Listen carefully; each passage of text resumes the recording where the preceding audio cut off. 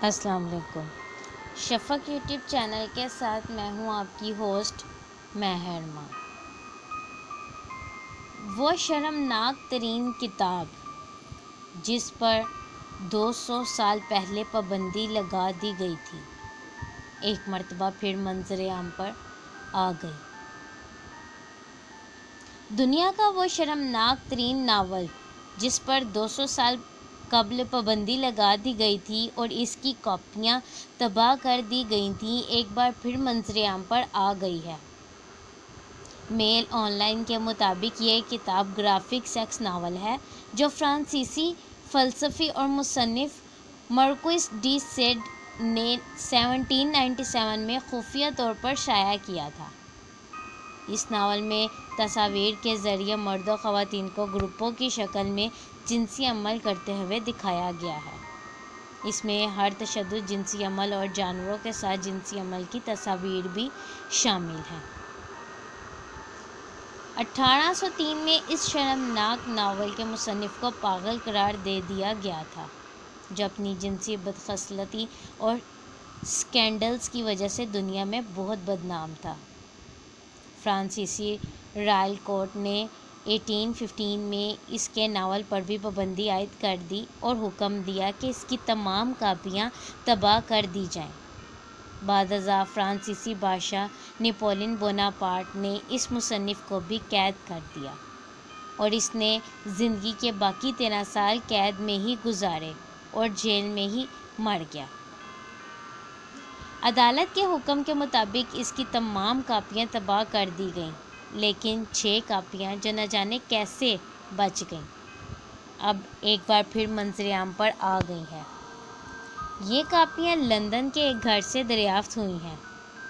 گھر کا مالک ناول کی ان کاپیوں کو بے وقت سمجھتا رہا، پھر اس نے اپنی جائیداد کی قیمت کا تخمینہ لگوایا جس میں یہ کتابیں بھی شامل تھیں، تو ماہرین نے انکشاف کیا کہ یہ بہت نایاب کتابیں ہیں اور ان کی قیمت بہت زیادہ ہے۔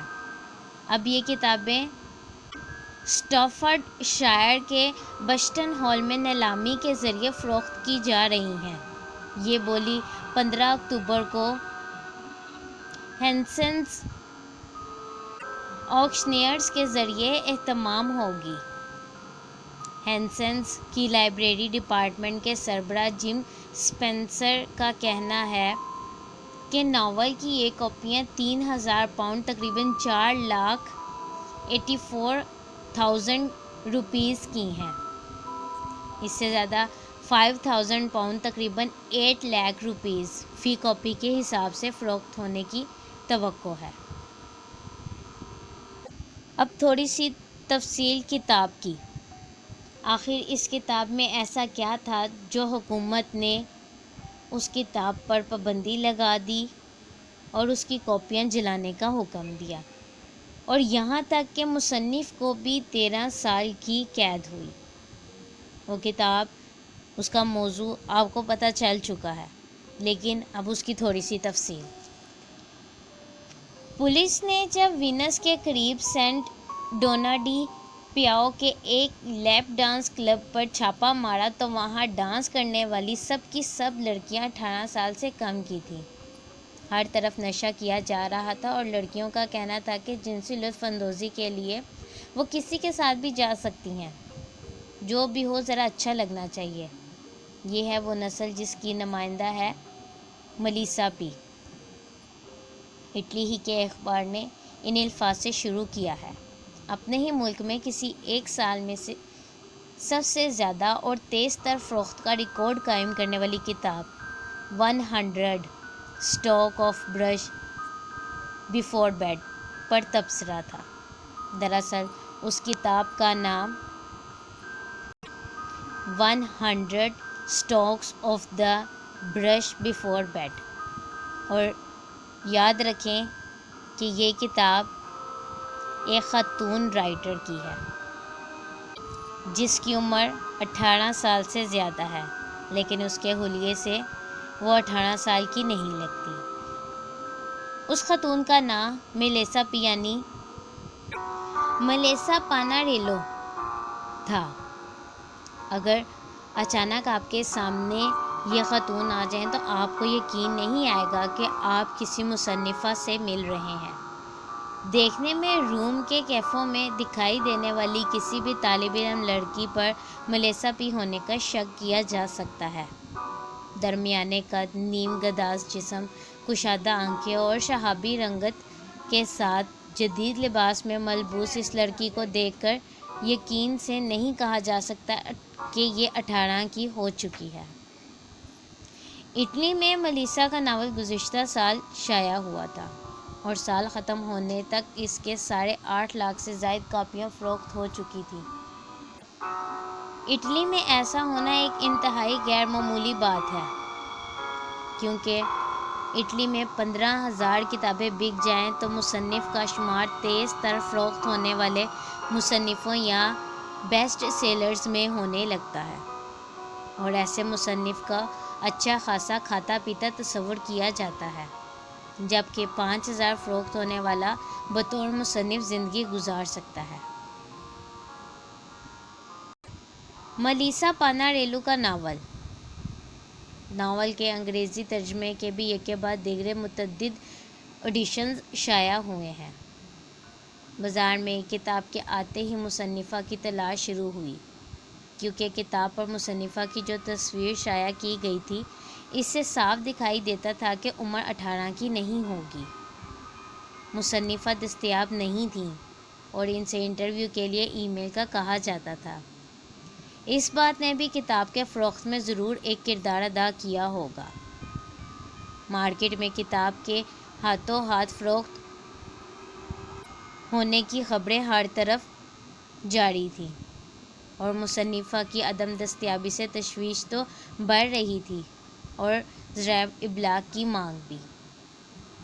جنہیں انٹرویو نہ مل سکا، انہوں نے یہ بات پھیلا دی کہ تصویر کے پردے میں کوئی اور ہے۔ یہ کتاب اسکول میں زیر تعلیم ایک لڑکی کے ایسے جنسی تجربات کا روزنامچہ ہے جو اس نے خود کو تلاش کرنے کے لیے تحریر کیے ہیں۔ اس پر مصنفہ کا یہ دعویٰ کہ جو ہے وہ آپ بیتی ہے۔ ناول کی مرکزی کردار 14 سال کی عمر میں جنسی زندگی کا آغاز آئینے کے سامنے اپنے جسم سے کرتی ہے۔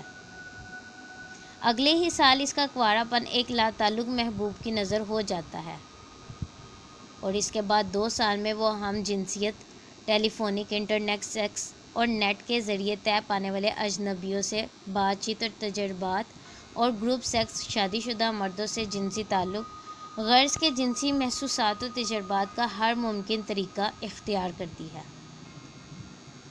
کیتھولک اٹلی کو ہیجان میں مبتلا کرنے کے لیے 100 stroke of brush before bed, یا سونے سے پہلے 100 بار کنگھی، میں بہت کچھ ایسا تھا جس کے بارے میں خیال کیا جاتا تھا کہ اٹلی میں پہلے کبھی کسی 18 سال سے کم کی لڑکی نے نہیں کیا ہوگا تو بتایا یا اعتراف نہیں کیا ہوگا، لیکن ملیسا کا دعویٰ کرنے اور بتانے سے زیادہ اس نے سب کچھ لکھ کر بتا دیا۔ جب واویلا زوروں پر ہوا تو ملیسا تصویر کے پردے سے باہر آ گئی، اور سب نے دیکھا کہ وہ ویسی ہی ہے جیسی تصویر میں دکھائی دیتی ہے۔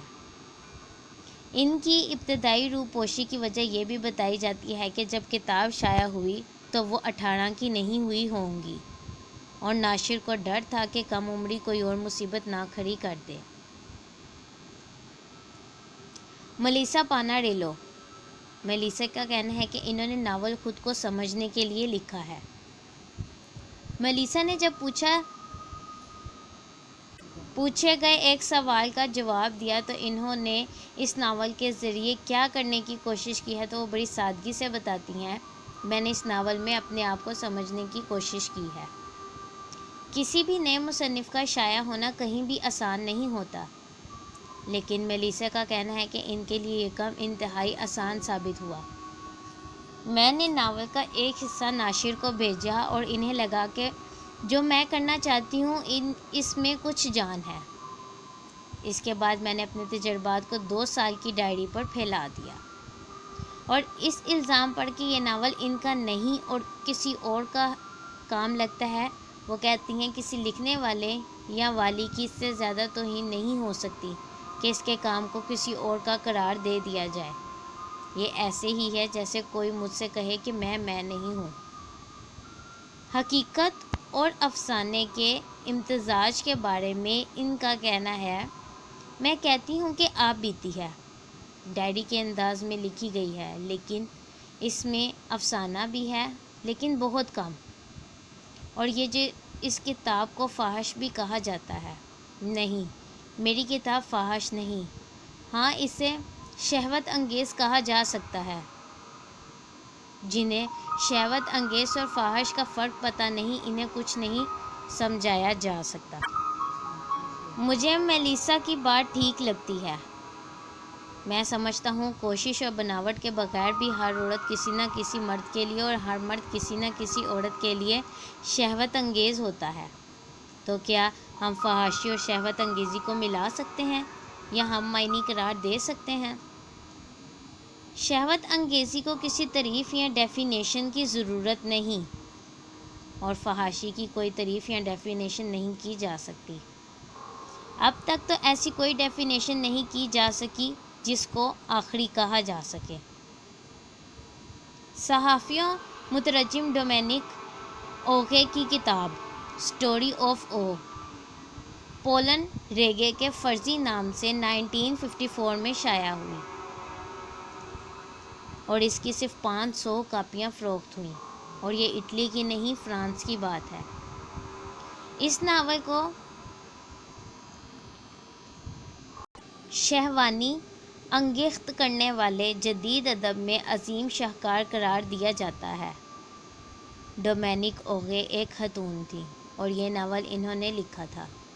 اس کا اعتراف انہوں نے 2 مئی 1998 کو 91 سال کی عمر میں انتقال سے کچھ عرصہ قبل کیا۔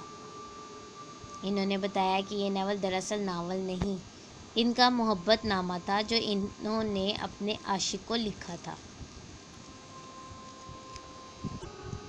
100 Strokes of the Brush Before Bed۔ یہ آپ بیتی ہے یا افسانہ؟ یہ کتاب اسکول میں زیر تعلیم ایک لڑکی کے ایسے جنسی تجربات کا روزنامچہ ہے جو اس نے خود کو تلاش کرنے کے لیے تحریر کیے ہیں۔ اس پر مصنفہ کا یہ دعویٰ کہ جو ہے وہ آپ بیتی ہے۔ اسے بھی فحش کہا گیا تھا اور پچھلے 50 سال میں اس کی دسیوں لاکھ کاپیاں فروخت ہو چکی ہیں، اور کچھ ہی زبانیں بچی ہوں گی جن میں اس کا ترجمہ نہ ہوا ہو۔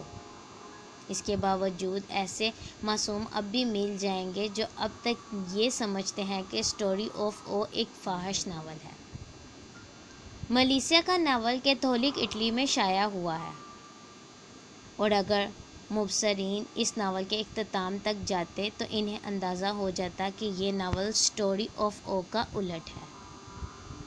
اسٹوری آف او میں جنس محبت پر فاتح ہوتی ہے، جبکہ اس ناول میں محبت فاتح ہوتی ہے۔ تو کیا ہم میلیسا پی کو اخلاق پسند ناول نگار قرار دے سکتے ہیں؟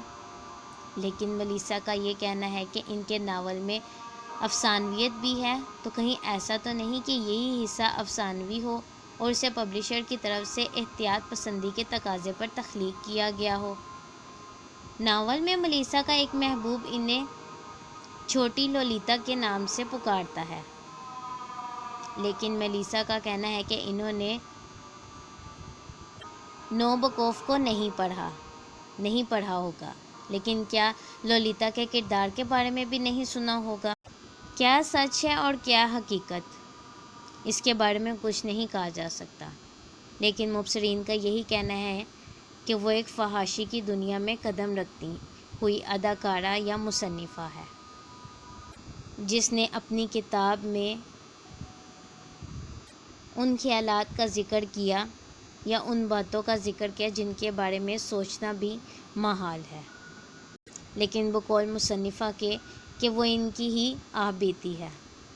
لیکن یہاں سوچنے والی بات یہ ہے کہ جب عدالت کے حکم پر اس کی تمام کاپیاں جلا دی گئی تھیں تو وہ 6 کاپیاں کیسے اور کیوں کر برآمد ہوئیں، اور اگر برآمد ہوئیں تو اب وہ اتنی زیادہ اماؤنٹ میں کیوں فروخت ہو رہی ہیں؟ کیا حکومت اب بھی ان 6 کاپیوں کو جلا نہیں سکتی؟ یہ کاپیاں فروخت ہوں گی یا لائبریری کا حصہ بنیں گی، اس کے بارے میں ابھی کچھ کہا نہیں جا سکتا، لیکن اس ناول میں کیا تھا اس کے بارے میں معلومات آپ تک پہنچا چکی ہوں۔ اس طرح کے مزید واقعات جاننے کے لیے ہمارے چینل کو لائک اور سبسکرائب کرنا مت بھولیں۔ شکریہ۔